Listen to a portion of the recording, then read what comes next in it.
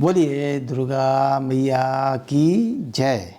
माँ दुर्गा अपने पहले स्वरूप में शैलपुत्री के नाम से जानी जाती हैं। पर्वतराज हिमालय के वहाँ पुत्री के रूप में उत्पन्न होने के कारण इनका ये शैलपुत्री नाम पड़ा था। वृषभ स्थिता इन माता जी के दाहिने हाथ में त्रिशूल और बाएं हाथ में कमल पुष्प सुशोभित है। यही नवदुर्गाओं में प्रथम दुर्गा माँ है। अपने पूर्व जन्म में ये प्रजापति दक्ष की कन्या के रूप में उत्पन्न हुई थी।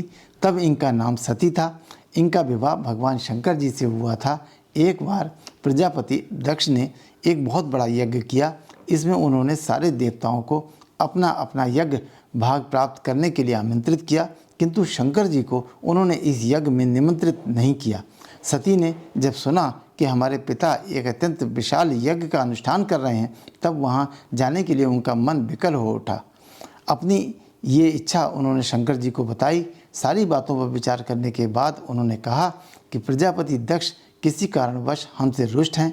अपने यज्ञ में उन्होंने सारे देवताओं को निमंत्रित किया है, उनके यज्ञ भाग भी उन्हें समर्पित किए हैं, किंतु हमें जानबूझकर नहीं बुलाया गया है, कोई सूचना तक नहीं भेजी है। ऐसी स्थिति में तुम्हारा वहाँ जाना किसी प्रकार भी श्रेष्ठतर नहीं होगा। शंकर जी के इस उपदेश से सती का प्रबोध नहीं हुआ। पिता का यज्ञ देखने वहाँ जाकर माता और बहनों से मिलने की उनकी व्यग्रता किसी प्रकार से भी कम न हो सकी। उनका प्रबल आग्रह देखकर भगवान शंकर जी ने उन्हें वहाँ जाने की अनुमति दे दी।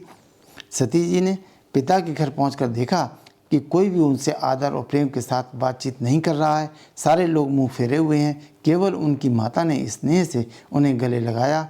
बहनों की बातों में व्यंग और उपहास के भाव भरे हुए थे। परिजनों के इस व्यवहार से उनके मन को बहुत क्लेश हुआ। उन्होंने ये भी देखा कि वहाँ चतुर्दिक भगवान शंकर जी के प्रति तिरस्कार का भाव भरा हुआ है। दक्ष ने उनके प्रति कुछ अपमानजनक वचन भी कहे। ये सब देखकर सती का हृदय क्षोभ, ग्लानि और क्रोध से लाल हो उठा। उन्होंने सोचा कि भगवान शंकर जी की बात ना मान करके यहाँ आकर के मैंने बहुत बड़ी गलती की है।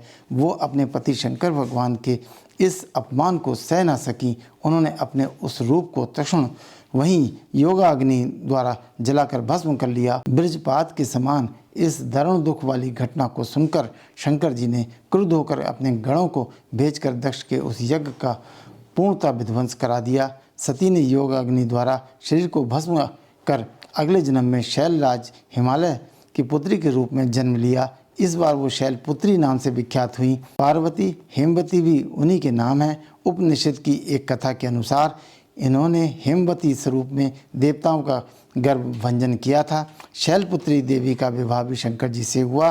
पूर्व जन्म की भांति इस जन्म में भी वो शिव जी की अर्धांगिनी बनी। नवदुर्गाओं में प्रथम शैलपुत्री दुर्गा का महत्व और शक्तियाँ अनंत हैं। नवरात्रि पूजन में प्रथम दिवस इन्हीं की पूजा और उपासना की जाती है। इस प्रथम दिवस की उपासना में योगी अपने मन को मूलाधार चक्र में स्थित करते हैं। यहीं से उनकी योग साधना का प्रारंभ होता है। बोलिए दुर्गा मैया की जय।